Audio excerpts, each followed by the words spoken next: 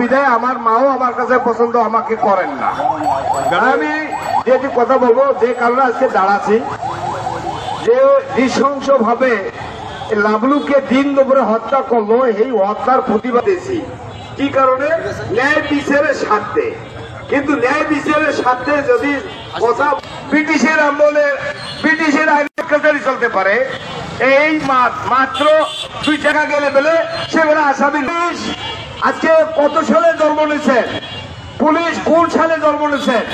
পুলিশের দায়িত্ব যারা আছেন, আমি এসপি সাহেবকে আহ্বান জানাবো, এই যে বিগত 4 বছর 5 বছর আগে সিসি ক্যামেরা ছিল না, বদরগঞ্জের যারা সন্ত্রাসী গডফাদার ছিল, যারা মানুষকে খুন করেছে, তাদের কি আইনে কাঠগড়ায় তারা আইতে হয় নাই?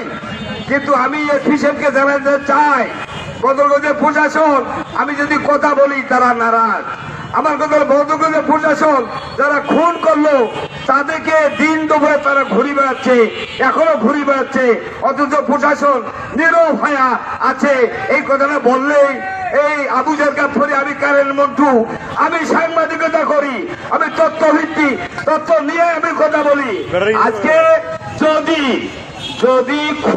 যদি আজকে সাংবাদিক দিয়ে মানববন্ধন নিয়ে সাংবাদিক সম্মেলন করতে পারে, যেখানে ঘটনা ঘটছে এখান থেকে 20 কিলো দূরে, সেখানে কিভাবে এই হুমায়ুন কবির মানিক তার নেতৃত্বে যে মোটরসাইকেল হাইজ্যাক করে, এটা তো আমার বোধগম্য হচ্ছে না।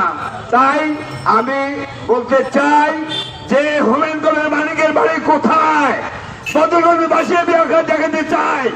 যদি আপনারা সবাই সাড়া দেন, যদি সাড়া না দেন, তাইলে রংপুর যাওয়ার জন্য সবাইকে হারাম করে দেব, হারাম করে দেব। এখনই তুমি, তোমার বাড়ি কোথায়, তুমি কোথা?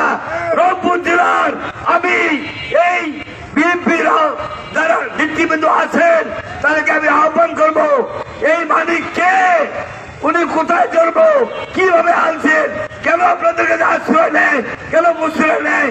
আরেকটা কথা বললে সুন্দর করে না বললে হয় না। 10টা ইউনিয়নের বিএনপির ফরম বিতরণ হয়েছে, লেখা আছে 30 বছরের ঊর্ধ্বে ছাড়া 30 বছরের নিচে কোনো সদস্য হতে পারবে না।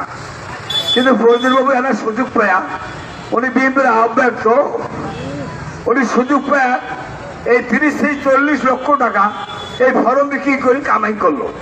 কিন্তু কামাই করিয়া টাকাটা রাখতে পারে নাই। কেন পারেন নাই?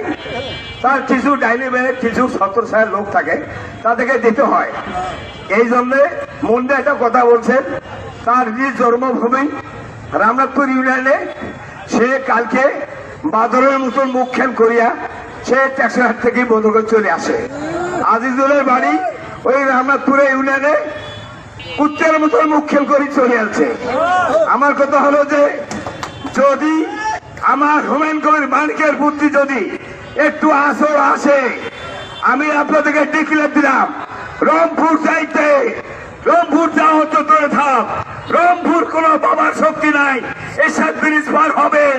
এই যে আমি আপনাদেরকে বললাম, কারণ আমার বাড়ি হারিয়ারকুটি, আমার বাড়ি হারিয়ারকুটি, মানিকের বাড়ি হারিয়ারকুটি।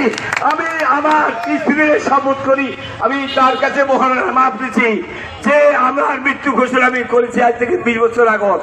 কারণ আমি বদরগঞ্জের দ্বারা পূর্বীন যেটা ছিল তারাও জানে কারেন্ট মন্টু কি জিনিস, আমি এখনো জানাইতে চাই।